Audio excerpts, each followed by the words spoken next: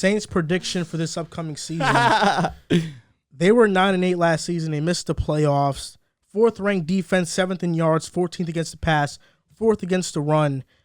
But 5-2 with Jameis last year. Things were going well. He got hurt. Then his backup, Taysom Hill, comes in, goes 4-1. We're looking at this team like, wow, they have a legit shot to maybe make the playoffs, but 0-4 with Trevor Siemian, 0-1 with Ian Book. Ultimately, they didn't make the playoffs because they had no quarterback. But Jameis Winston is back. 14 touchdowns, 3 picks this past season, 102 passer rating. We talked about their receiving corps and how it's not good. But now they have Michael Thomas hopefully coming back from injury. Jarvis Landry. One can hope. Chris Olave, first-round pick speedster out of Ohio State. He's been looking good. Are the Saints... That one route that went What do you mean, bro? Twitter? Only Olave? one route? There's only one route? No, there's one route that I feel like got thrown around more than others. Are the Saints making the playoffs? You want me to go? Go ahead. All right, listen, they're not making the playoffs. They're not making the playoffs. But I'll say this. They have a good roster. I am just hesitant given the fact that their schedule is kind of tough. I had to adjust it a few times to get them to a win percentage that I thought was respectable and fair. Defensively, of course, they're going to be solid. You bring in Dennis Allen to take over at the helm. He has been a mastermind for them on the defensive side of the ball for a couple of years now. He takes over now, and it should be seamless. You add Honey Badger to this mix. Marcus May, if he can stay healthy, that's huge for them. Their cornerback situation's solid. Paulson Adebo and obviously Marshawn Lattimore, who's one of the best cornerbacks in the league. Their front seven solid. Demario Davis, P. Warner, Marcus Davenport, Cameron Jordan, of course. These guys are all, most of them elite, really great players. But the offensive side of the ball is where I have my concerns. Alvin Kamara is most likely going to be suspended 6 games. That's reports. He could be suspended 6 games. He's most likely looking at a suspension nevertheless. And Mark Ingram, where, yes, he is a serviceable RB2, at the same time, you're losing out on the production of your best offensive player. Is he a serviceable RB2? I mean, he's not bad. He played well last season for them in his minor role. But I get it. He's older now. You don't love Mark Ingram being your running back 1. That being said, it's only for a certain amount of games, but it's definitely going to hurt them, no doubt. I do believe that Jameis Winston is significantly better at the quarterback position than obviously Trevor Siemian and Ian Book. Shout out Trevor Siemian for what he did for us in 2017 and 5-0, but it happens. That being said, if Michael Thomas is back, this is intriguing to me. But how can I bank on Michael Thomas when even right now there's reports that he's not ready to go and he's not even participating in walkthroughs, might not be ready for training camp? This is overly concerning to me given the fact that he's been out for over 18 months. Jarvis Landry is intriguing, though, because they've been raving about Jarvis Landry, that he's been dominating camp, but it's camp. We know what Jarvis Landry is. But do we? Yeah. Do we? Baker Mayfield, who knows if he didn't benefit Jarvis Landry? You get Jameis Winston, who's been known to. Would you rather have Jarvis or Darnell? To make wide Jarvis or Darnell? Darnell. Okay. So he's like barely a top 24 receiver. Okay, fine. But Jarvis Landry was throwing to Marquez Callaway last season. Jarvis Landry and him are going to be fine. That's what I said? Said Jarvis. Go ahead. Yeah. Jameis was throwing to Marquez Callaway. You bring in Jarvis Landry, Chris Olave. These two should be more than fine. Jameis Winston just needed any type of weapons. I think the offense is going to be really good, but I just don't think this team is good enough to be a playoff team. Now, to go through their record, what? No, go ahead. Now I'm mentioning that's going to make Alvin Kamara better. I don't disagree. Alvin but Kamara's yards per carry last year was horrible. But when he comes back, it's 6 games. That's obviously he's going to come back and he's going to be ready to go immediately. We don't of course, reported. We assume we get murdered in the comment section. But this is what I'm seeing. He's going to be suspended regardless. I think once Alvin comes back, he's going to be fantastic. He's Alvin Kamara. He's still one of the best running backs in the NFL. But I still do have my concerns. Now, going through their record, I have them going 2-0 to start the season. At Carolina, I'm giving them 1 win, giving Carolina a win. Versus Minnesota, I have them losing. Versus Seattle, I have them winning. Versus Cincinnati, that's an L. At Arizona, that's an L. Las Vegas, that's an L. Versus Baltimore, that's an L. At Pittsburgh, I have them winning. Versus the Rams, that's an L. At San Fran, that's an L. At Tampa Bay, that's an L. Bye week. Versus Atlanta, I gave them the benefit of the doubt. They're beating Atlanta twice. At Cleveland, they're winning. At Philadelphia, I like Philadelphia this season. And if Jalen progresses, Jalen Hurts has a strong chance to win this game and put his team in a position to be successful come playoffs, to lead his team to the playoffs. Versus Carolina, that's a W, especially at home. One of the best home environments to play in if you're a New Orleans Saint. I have them going with a record of 7-10. I think Saints fans are going to kill you. Listen, I really tried my hardest, and I went through the schedule multiple times. You find me a game here that you do believe that the one that I look at is really Philadelphia. That's it. Do you have them splitting with Tampa Bay? I do. Okay. I gave them that win. Now listen, I'm a Jameis Winston guy. I'm a Jameis Winston believer.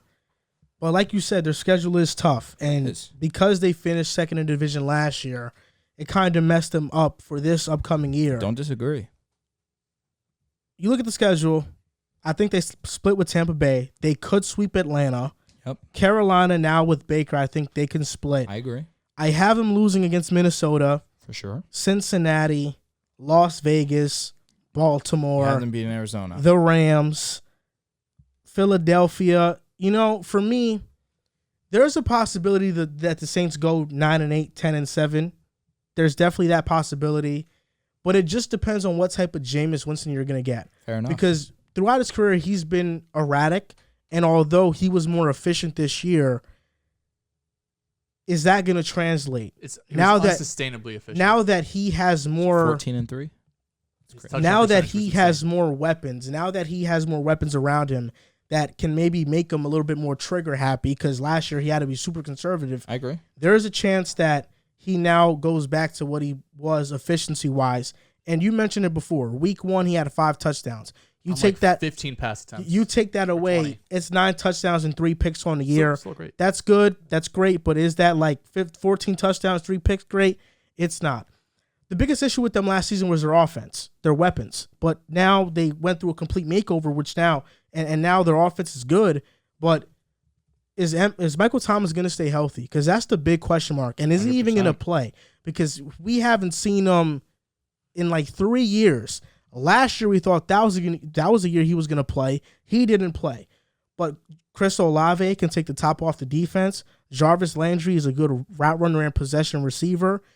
I wouldn't rule it out. Like Jameis winning comeback player of the year, having 25-plus touchdowns, leading the Saints to the playoffs. This is the same offensive system, same staff.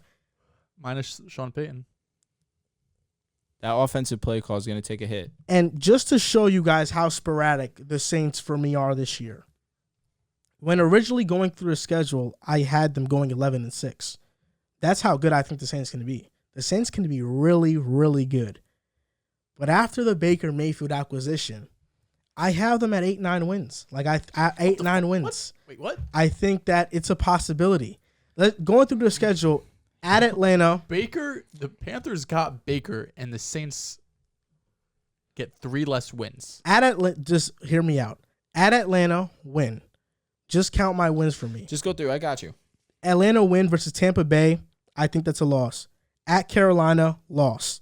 Versus Minnesota. Wait, I'm confused. No, it's versus Tampa Bay week 2. That's what I said. So you have them losing? Yeah. Okay. I mean, Tom Brady needs to get off to a good start. Even though it is at home, I think. Listen, I have them going 0-2. Okay. Tampa Bay. Go ahead. So I have them beating Atlanta. Okay. Losing to Tampa Bay, so they're 1-1. Mm-hmm. I got you. Losing to Carolina. Mm-hmm. Losing to Minnesota. Yep. Winning against Seattle, so that's 2 wins. You. Keep going. Just keep losing going. against Cincinnati. Mm-hmm. Losing against Arizona, because that's around the time Hopkins is coming back. Losing against the Raiders. Losing against Baltimore. Beating Pittsburgh. Losing against the Rams. Beating San Fran. I can see that happening. At San Fran. Yeah, I can see that happening. Trey Lance, you don't know. Okay. I know it's rude, but God. Versus Atlanta, win. At TB. Skip that one. Oh, at TB. Oh, I have them beating them because I have them splitting. So that's 5 wins. Okay. At Atlanta, win. At Cleveland, win. Philadelphia is the one that they could lose, or they can win. And then Carolina, I think they win the last week. So 9-8 wins. I have them around. Okay, so our only difference is San Fran. I'm fine with it. It's just before because there's a lot of games that can split. What did Baker do? Yeah, I'm that still confused. That gave you 3 wins. It's not just Baker. It's also just going through the schedule again. Okay. But also, it's like they can beat Vegas. They can beat Minnesota. Yep. They can beat Baltimore too. Like I don't think those are just washes, and they can also beat Arizona. Arizona's defense is not going to be good. Listen, the Saints have a motivating factor to be good this year. They don't have their first round pick this year. When I initially made my picks, I had them beating Arizona because I'm just not high on Arizona this year. And like I said, like Las Vegas and Baltimore can also be a toss-up. Those can be toss-ups. I like LV this year. And listen, I'm saying as someone as a Broncos fan. They got a roster that you got to be scared of. What's your record for the Saints? I also have them at 8-9. Similar to you, when I first went through, I think I had them at 10-7. I think so they're what going are to be. Saints fans killing me for? Huh? What are Saints fans killing me for exactly? What'd you have them at? 7 and 10. Yeah. I don't know. You said it first. That's why. I don't know. I think that's I do think that's a bit too low. I mean, them. We went through it. We agree mostly. I'm going to change it. I have them going 9-8. Okay, that's fine. I have them going 8-9. At first run through it, like I said, 10-7. Who do you have them beating now? Arizona. That's fair. I'm not high in Arizona. This guy's so agenda-based. It really makes me sick. But then I'm thinking about this offseason they just had. They lost Tyron Armstead, Marcus Williams. Kamara's probably going to get suspended. Jameis coming off a torn ACL. We don't know what's happening with Michael Thomas. Olave was my least favorite receiver out of the first-round guys. Casual. Sean Payton's gone. They have a ton of question marks. I agree with that. Whether it's departures, suspensions, draft picks. Trevor Penning was another guy that wasn't incredibly high on. But their defense is still elite. You mentioned all the guys they have. So they're going to be in games without a doubt. I think they'll be a borderline playoff team because in the NFC East, I think you got 2 teams. You have Dallas and Philly. The NFC North, you have Minnesota and Green Bay. The West, you have San Francisco and the Rams. So then it's really just those last 2 teams. I don't think so, truthfully.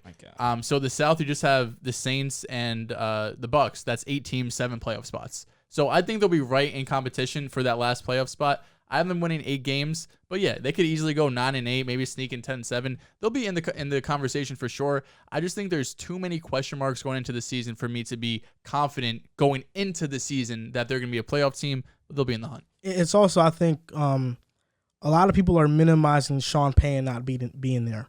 Like Sean Payne, even though it is the same staff, and I've said it is the same staff, Sean Payne, game management, seeing what's going on in the field and now adjusting and calling plays like that. So that's going to be a huge loss. And who knows how James is going to be if Sean Payne is not in his ear. That's going to be a definitely an adjustment period for them.